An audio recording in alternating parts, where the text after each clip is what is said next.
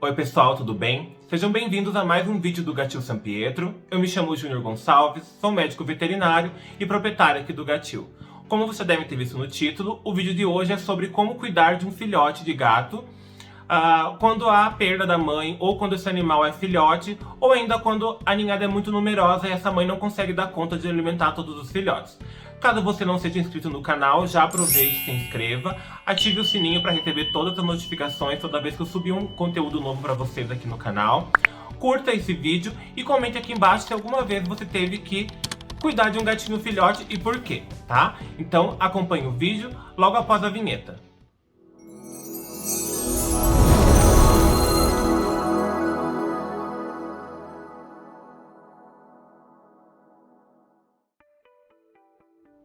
Então, antes de começar a falar sobre o manejo que eu faço com os filhotes quando acontece alguma situação inesperada, eu quero deixar claro que esse vídeo não é um incentivo para que você retire um filhote antes da idade correta da mãe, simplesmente porque quer tratar ele na mão desde pequenininho, tá?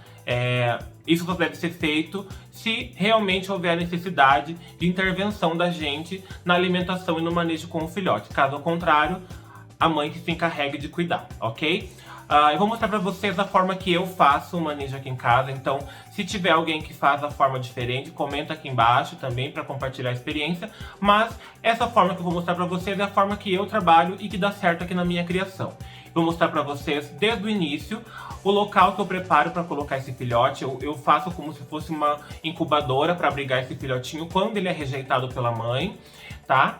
E o manejo do filhote quando ele é simplesmente por suplementação em ninhadas muito numerosas. Graças a Deus eu nunca tive nenhuma perda de mãe aqui em casa, né? Nenhuma gata chegou a falecer e eu fiquei com a ninhada para cuidar sozinho. Acontece às vezes de um filhotinho nascer menor e acabar perdendo na disputa pelas tetinhas, pelos irmãos que vieram mais fortes. Isso acontece e é comum. Então a gente tem que intervir no manejo desse filhote para que ele desenvolva da mesma forma que os irmãos, ok? A gente precisa levar em consideração que tem que evitar 3 pontos chaves para que a gente tenha sucesso no desenvolvimento desse filhote, que é evitar a desidratação desse animal, evitar a hipotermia e a hipoglicemia, ou seja, evitar que esse filhote fique muito tempo sem mamar e venha a se desidratar, evitar que esse filhote fique gelado, tá? A gente tem que manter ele aquecido porque até a 3ª semana de vida ele não consegue manter de forma eficiente a regulação da temperatura por conta própria, né? Ele tem essa deficiência. E a outra é a hipoglicemia. Então esse animal tem que mamar para ter energia para manter as funções vitais dele, né? Dentro do que a gente se espera do desenvolvimento de um filhote. Então vou mostrar para vocês como eu faço aqui em casa logo que os filhotes nascem, tá? É pesado, eu tenho uma tabela onde eu coloco, vai ficar invertido para vocês aí porque eu tô gravando com a câmera da frente. Mas eu coloco o nome da mãe, o nome do pai, a data que aconteceu o parto, o número de filhotes, já coloco a cor desses filhotes e vou notando dia a dia o peso de cada filhote e dessa forma eu consigo ver se o filhote está desenvolvendo, se o filhote não está se desenvolvendo, qual que perdeu peso, se ele está mantendo, se está tendo mais dificuldade, e é dessa forma que eu consigo ver qual filhote que precisa de mais atenção por conta do ganho de peso. Se ele não está ganhando peso, algum problema tem, certo? A quantidade de gramas que esse filhote tem que ganhar por dia varia em média de 8 a 15 gramas, tá? Isso vai depender da espécie do gato. Se for um gato de raça maior, provavelmente ele vai ganhar mais peso e já vai nascer com mais peso. Mas a média é que fique entre 8 e 15 gramas. O ideal é que seja entre 10 e 15 gramas. Então é isso que a gente tem que observar. Se o gatinho ganhou menos que isso, a gente tem que observar se ele está tendo disputa entre os irmãos maiores. Se é um filhote menorzinho, provavelmente ele vai ter um desenvolvimento um pouquinho mais atrasado que os demais. Então a gente tem que intervir nesse filhote de forma pontual, certo? Para fazer a pesagem desses filhotes, eu utilizo uma balancinha como essa daqui de cozinha, tá? Ela é uma balança de precisão, então ela mede de 1 em 1 grama e vai até 5 quilos. E eu coloco um potinho, um tapoerzinho em cima para que o filhote fique aqui dentro e não caia fora da balança. Então eu consigo fazer a medição de forma precisa do peso desse filhote todos os dias e é importante que seja feito na mesma hora que você faz sempre, para que não tenha variação dessa pesagem e ela seja uma informação precisa para você levar em consideração referente aos filhotes que você tem aí.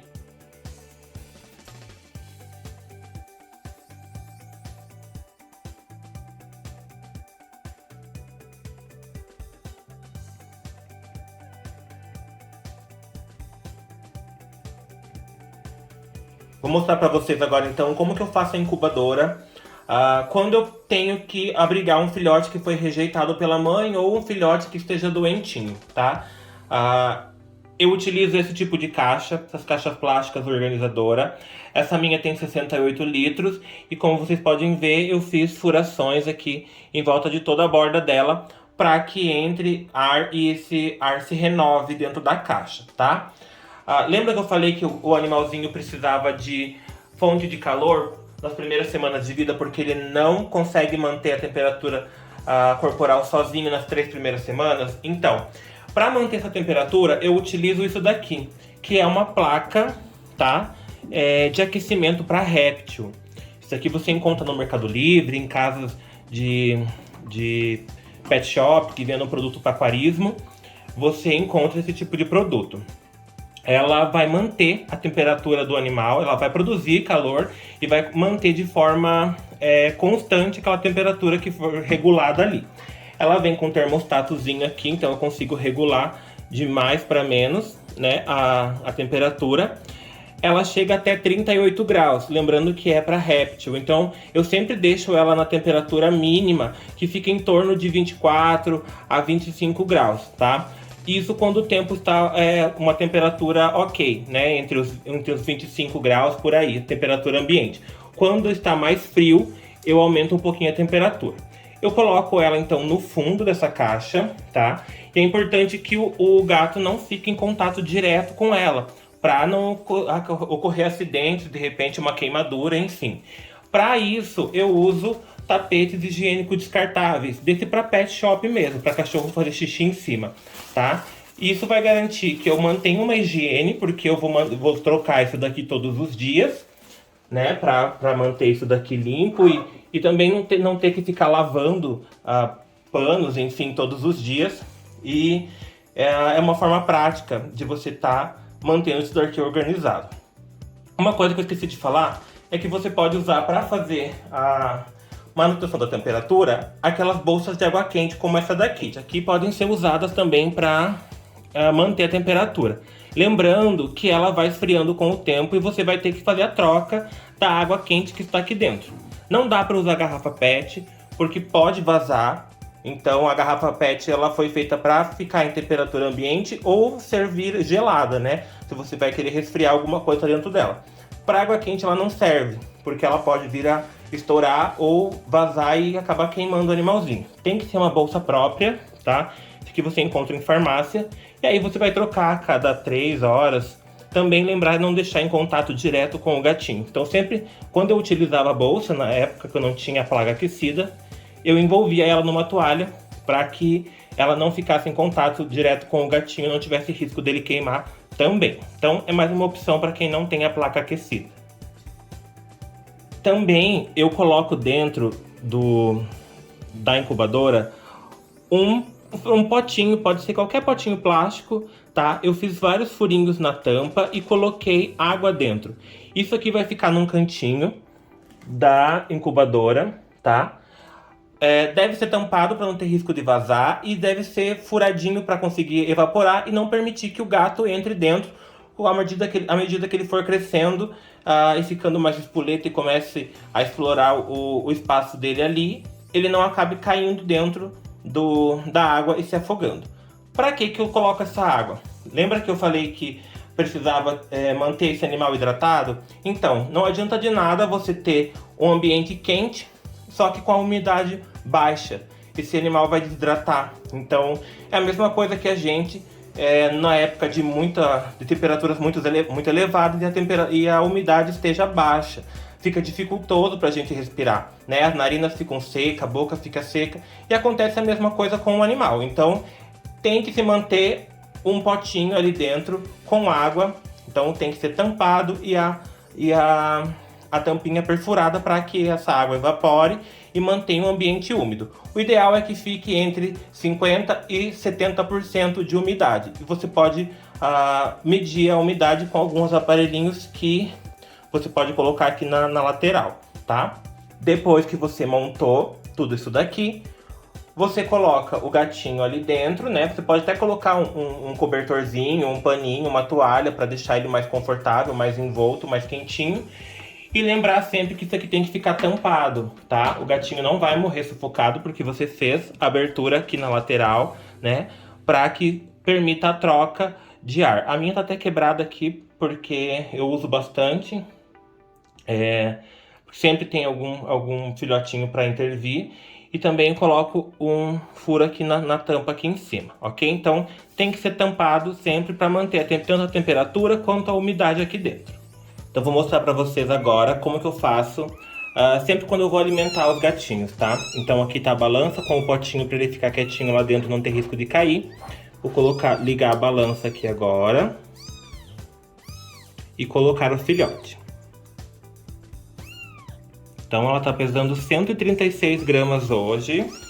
Eu vou anotar aqui na planilha. Ontem ela estava pesando 120, né? É uma fêmea Black Smoke com marcação no rostinho, porque eu tenho uma Black Smoke que tem menos marcação, então para diferenciar eu coloco dessa forma.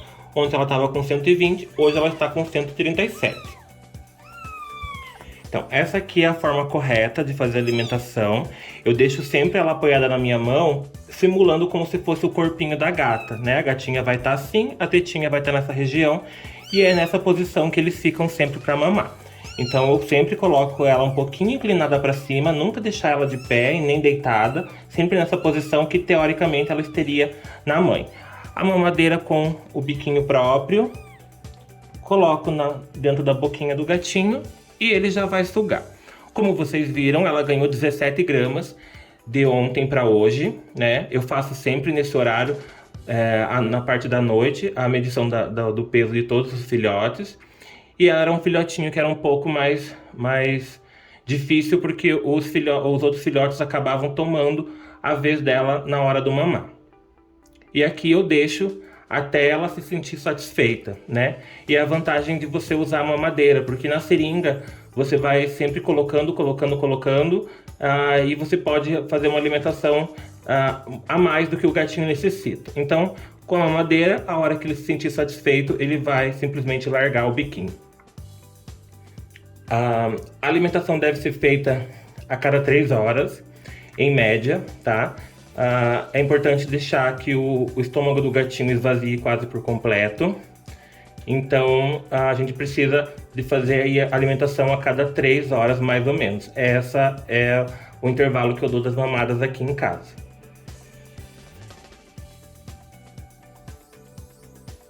Aqui ela já largou da mamadeira, porque provavelmente ela já está satisfeita. É importante também que a mamadeira tenha a medição aqui do lado para você saber e controlar a quantidade que eles estão mamando. Nessa idade aqui, com 1 semana, ela está mamando mais ou menos 10 ml cada mamada. Vamos ver se ela quer mais. Ela quer mais um chorinho.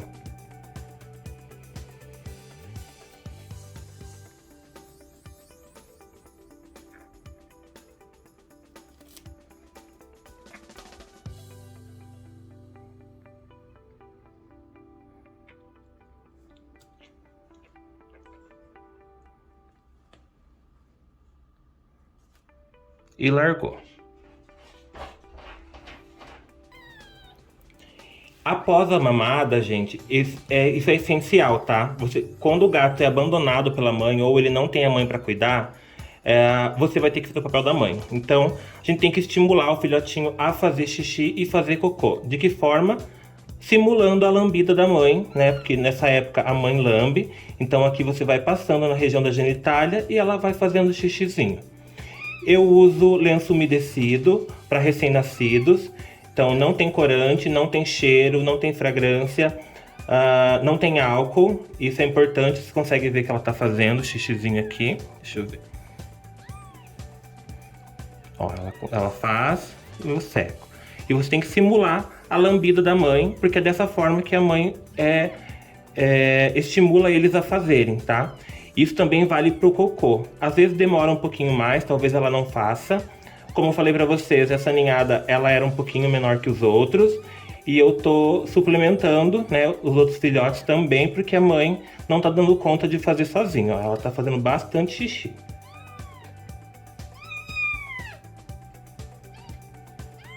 Nem sempre o cocô eles fazem quando eu tô limpando, porque a mãe também tá ajudando a limpar. Então, o cocôzinho geralmente ela faz eles fazerem. Então, geralmente eles não fazem cocô na hora que eu vou limpar eles. Mas, caso vocês não tenham a mãe, a hora que você começar a estimular aqui, eles vão fazer cocô também além do xixi. Depois eu descarto isso daqui e seco com papel higiênico aqui a região que ficou molhadinha. Então é dessa forma que vocês têm que fazer. Toda vez que vocês alimentarem, vocês têm que fazer a higiene do gatinho. Estimular eles a fazer xixi e a fazer cocô. Então, gente, é dessa forma que eu faço o manejo dos gatinhos aqui em casa. Uma coisa que eu esqueci de falar pra vocês é o leite que eu tô usando pra alimentar eles. Aqui em casa eu sempre utilizo leite de cabra em pó, tá? No caso de filhotes que precisem apenas de uma suplementação, como é o caso dessa ninhada agora, que a mãe não está produzindo leite suficiente para manter os 5, eu utilizo o leite de cabra puro, tá? Como uma forma de suplemento. Quando o animal é rejeitado pela mãe, eu adiciono dentro do leite de cabra uma colherzinha de café de iogurte grego. Dessa forma eu vou garantir que esse animal tenha a proteína e a gordura que o leite de cabra é deficiente em comparação ao leite da gata. Então, adicionando o iogurte grego, você vai garantir que o leite fique mais completo para o desenvolvimento do filhote. Okay. Então é isso, gente. Espero que tenham gostado do conteúdo que eu trouxe para vocês hoje. Não se esqueçam, antes que esse vídeo acabe, já se inscreva no canal, ative o sininho para receber notificação toda vez que eu subir um vídeo novo, curta esse vídeo e comenta aqui embaixo o que você achou, tá bom? Muito obrigado e até a próxima!